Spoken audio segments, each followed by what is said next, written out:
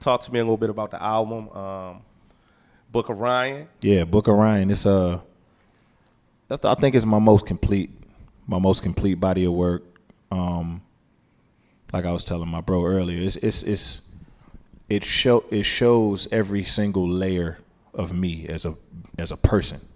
You know, like you can't really go that far in depth and into detail about yourself without talking about your heritage, your lineage, where you come from, things that happened to you during your childhood to kind of made you who you are today, whether that's bad or good. You know what I'm saying? Right. And I'm learning that there's a parallel between that and me as an artist as well. You know, like who you are as a person is always going to be a reflection in your art in some shape, form, or fashion. You know, so even back when I was drinking, like I rapped about that. I used to rap, you know what I'm saying? Like I come on stage with a big bottle of Patron. I was like, it wasn't really a gimmick. It was just me, you know what I'm saying? So now the music that I do now is a reflection of, what I'm doing now, who I am now, where I come from, why I do some of the things that I do. And, like I added some cool features, like some people who I always wanted to work with to kind of broaden it.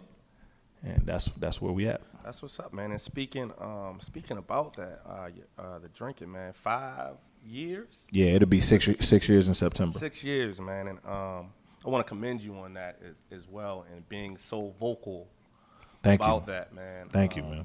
Every time I kind of, pull up a interview or kind of check you out, man, you're definitely vocal, and I'm sure that's helping, someone else that may have kind of went through what you went through, and your journey and all of that, man. So I want to kind of commend you on that.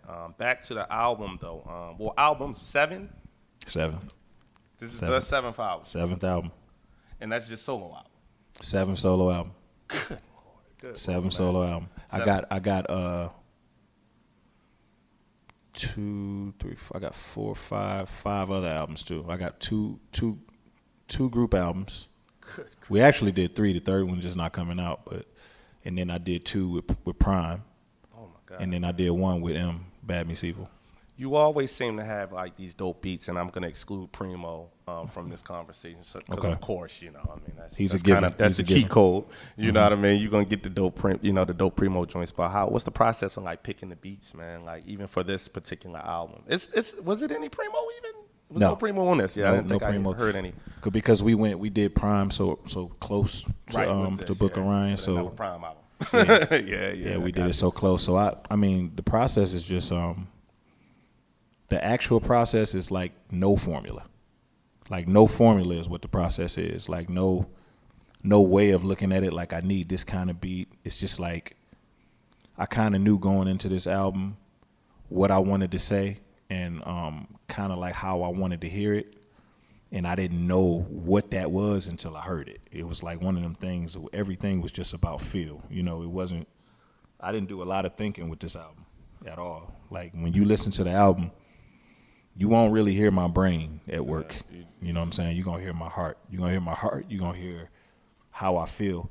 And basically what I tried to do was just go in the studio and just capture moments. How long did it take to the process, like for the whole album to just be made? I did it over the course of 5 years. I could have did it sooner. Okay. I could have did it sooner, but I was taking my time. I was doing other albums because I knew when I got sober that I didn't want to just jump right into the super heavy stuff. Yeah. You know what I'm saying? So I started them out with the first Prime, and that was one dimension of my style. That was just taking them straight back to beats and rhymes, introducing them to Ryan Montgomery from the Ebony Showcase, open mic. All I wanted to do was rap over instrumentals and kill MCs, and I wanted to grow from there. Then I gave them Layers. Layers was like a prequel to Book of Ryan, and that was just easing them into the personal stuff because I had never gotten that personal before that album. Easing them into the personal stuff, but still giving them bars and just, messing with the song structures a little bit, giving them a little bit of melody. I just kind of eased them in, and then when I gave them Prime 2, I came right back with this one, going all the way in. That's what's up, man. Talk to me about this Cole record, man. It's called Boblo Boat. Boblo is it's an amusement park. It got torn down in the late 1990s, and it's located on the Detroit River between Canada and Detroit. And lower income families would go there, take a boat ride over there. So I still to this day don't know what was more popping, the boat ride or the island. Okay.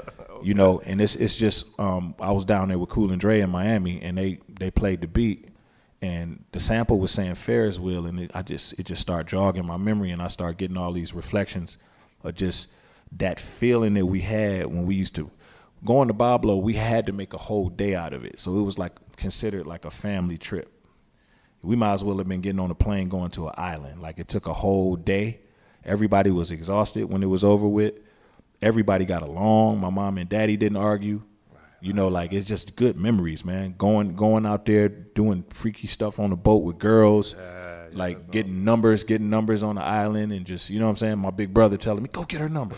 Go. Just go tell her. Just go ask her. You know what I'm saying? Coming home with numbers written down on paper.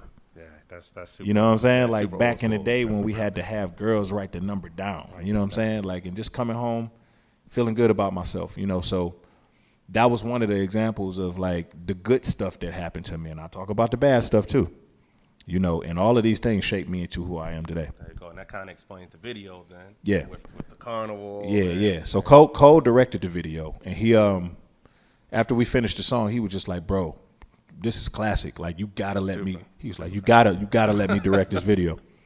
And I was like, have you ever directed anything before? He was like, nah. I was just like, first time for everything. I was like, listen, if your vision, if your eye is anything like your ear, we're gonna have something. And I trust him. I trusted him. I mean, the kid is just, man, he been here before. You know, you talk to some people and you just feel like, all right, this kid get it. He get it. He gets it. All right, man.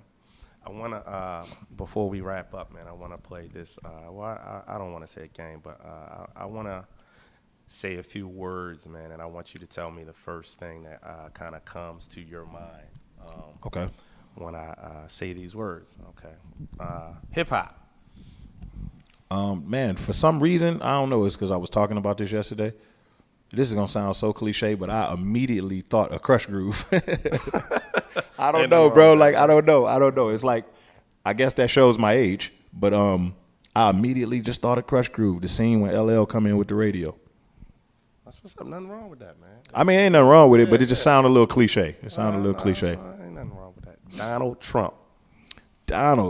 I thought about his hair. Like, you want me to really tell you what I'm thinking, right? Go, man, go. This I just thought about man. I just thought about his hair. Like, I just saw like a picture of like his hair on a meme, and I can't remember what the meme said because there's so many funny ones out there. But every time I think of Donald Trump, I think of his hair. Like, even when he was just the rich guy that was just out here like bagging all the girls, I always thought of his hair. I don't recognize him as the president. Like, I don't take that guy serious. It's like I don't recognize him as president. I just look at this like a commercial break within our country right now. Real quick. Just a quick commercial break. You know, like you're gonna feel, if anything, you're just gonna feel some of his crazy, wicked views. You're gonna feel them impact our culture a little bit, and then we on to the next president. Kanye West. Listen, I was just talking to you about this. I got this song on my album called Strong Friend. Kanye West is the strong friend to me. Like, I never met him. I did meet him. I just don't know him. And it's very difficult for me to, like, I know it's a lot of people kind of like laughing at him right now, and there's some people mad at him right now. There's a lot of mixed emotions out there, and that's just because of the way he impacted the culture and how much he's done for, you know, just the genre in general over the years and how much he's given. I'm real big on sobriety and just battling within, battling things from within.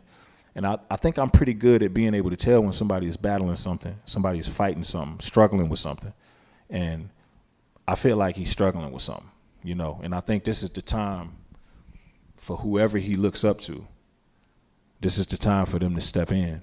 You know, like, agreed. Don't send a text message. Agreed. Because he'll just post that online. Mm-hmm. Yeah. Don't send a text message. Just go get him, grab him up in the headlock, and make him get help. You know what I mean? Because you don't know what the next step is. Like, a lot of those things within a lot of the very profound, intelligent things that he has to say, he says a lot of crazy things.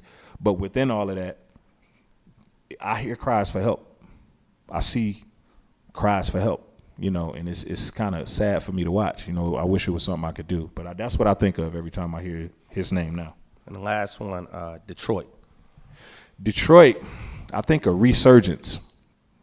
I think a resurgence, and I think of us on the comeback trail to becoming like how we were when we had the Motown era. And it was a beautiful time because we had Hitsville, and that was a studio. And my dad would tell me all these stories. My dad is the king of storytelling. My dad would tell me all these stories of just seeing like different artists, like just being downtown, running into the Temptations. You know what I'm saying? Like they go to the barbershop. All the Temptations that had their cars parked out front at the barbershop. You know, Anita Baker and all of these people were just in Detroit, just recording. Berry Gordy, you know what I mean? Like, it was like, how could you not be creative coming from such an environment that was so rich in history with just classic stuff? And I think we need to get back to that again with our city, and I think we're on our way back to that. If somebody may be hiding under a rock, or they I don't know how you don't follow Royce, man. He definitely has a very entertaining Instagram. How could they get at you, man? Social media, website, all of that good stuff, man. Yeah, Instagram is a good one. Royce the 59, ROYCEDA, the number 5, the number 9. So Royce the 59. You can hit me on IG. I'm on IG all the time, and it's the same for my Twitter. I'm on Twitter all the time. I don't tweet as much as I used to, but I am on Twitter. I enjoy reading tweets. I just don't enjoy tweeting as much as I used to. I used to not enjoy Instagram. Now I enjoy Instagram. So as you can see, I'm late to every party. That's all right. I'm late to every party, literally and figuratively. So definitely follow me on both. I'm not on Facebook, but I do have people check it from time to time. So I am aware of what's going on there, but I prefer IG. So that's what's up, man. Royce, get that album. Please go listen to that album. Stream it, listen to it. Let me know what you think. Hit me on Twitter and let me know what you think. I love to know what you. Wake love up to hear to what the you think. intro. The intro is like early morning. Like, Yeah. You need to hear all that. Make it your alarm clock music. Yeah. That intro, man. Royce, I appreciate you, my brother. Thank you, my checking brother. in, man. Appreciate you. All right, cool. We out here.